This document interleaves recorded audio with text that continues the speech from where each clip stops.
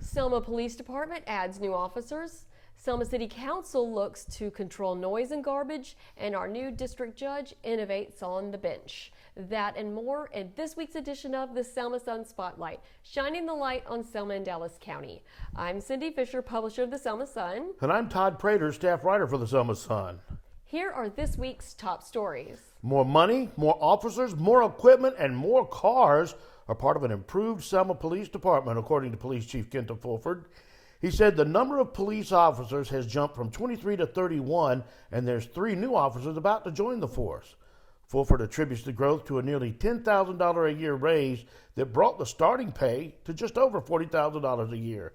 His goal is 7 more officers by the end of the year, and he says he'll reach that goal. Last year, the department leased 7 new vehicles. This year, they've asked the council to purchase 5 more. Also on the way, new high-tech body cams and in-car cams and a citywide camera system.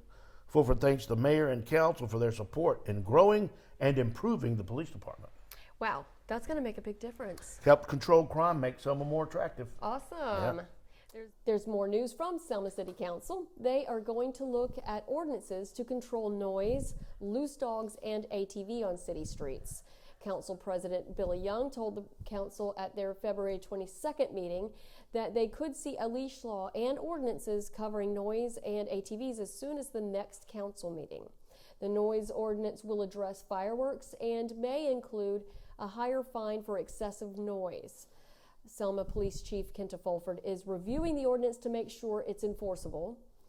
Young said the 3 ordinances were suggested by citizens at meetings that each councilperson held in their wards last year. They were really working hard to make Selma more attractive. My parents' dog is going to love the fireworks noise ordinance. Our horses too. We'll see if that helps. Yeah, but the council has been quite busy. They've also fine-tuned an ordinance and policies related to garbage collection. Under the new law, property owners are responsible for ensuring that every house has a trash container. Public Works Committee Chairman Clay Carmichael says the city's worked on the wording and has perfected it now, so he wants to make sure that tenants who pay for their garbage directly, if they choose to do so. He also says that he wants to make sure that elderly residents who are exempt from paying garbage fees are not charged anyway by landlords. So Carmichael said also that after the 30-day period of advertising it, it should go into effect somewhere in April. And that's also cleaning up Selma. Right. So see, we've got a lot going on. Yeah. Making a beautiful city more beautiful. Well, Dallas County's first black district judge, also the first female district judge, Vernetta Perkins, described her first 3 months as trial by fire, but she has turned to her friends on the bench for guidance while awaiting judicial training. One large challenge she's had is working through hundreds of backlogged cases from the COVID shutdown. That is taking large innovation, and Perkins is rising to the occasion.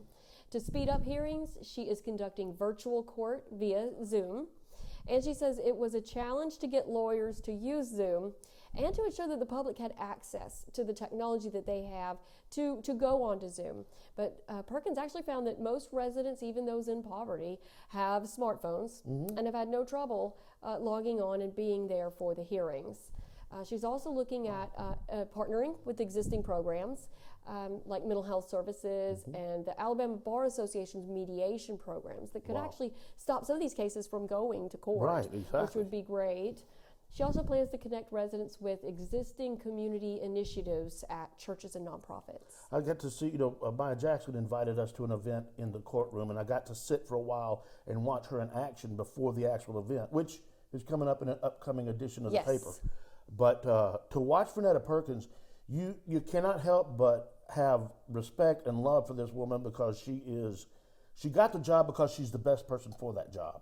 What she's doing in that courtroom is phenomenal, and everybody should be very happy. And she does. She's come back to the community to give back. She's a Selma High grad. And she's working with the people to do better. She's not just throwing them in jail. She's working with the people to make their lives better so that they can go on and become better citizens.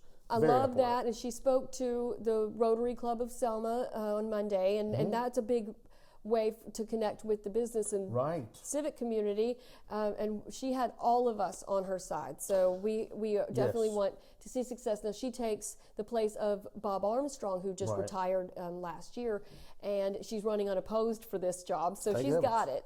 So now let's see how Jackson she does. working together are a phenomenal team. So we got some good folks working together. That's right, go ladies. This place better. And let's get Selma better. There you go. Well, thank you for joining us for this week's edition of the Selma Sun Spotlight. Read these stories and more at selmasun.com, and follow and subscribe to us at our YouTube channel and on Facebook and Instagram. See you next week. See you next week. Share what your company has to offer during the Selma Sun Spotlight, a weekly newscast that earns 20,000 views a month on the Selma Sun social media platforms. Insight shows viewership is heavy in the Selma Dallas County community and stretches across the country, with those watching who love Selma from afar. Become a presenting sponsor, industry sponsor, contributing sponsor, or a segment sponsor. Contact publisher Cindy Fisher at area code 205-789-0973.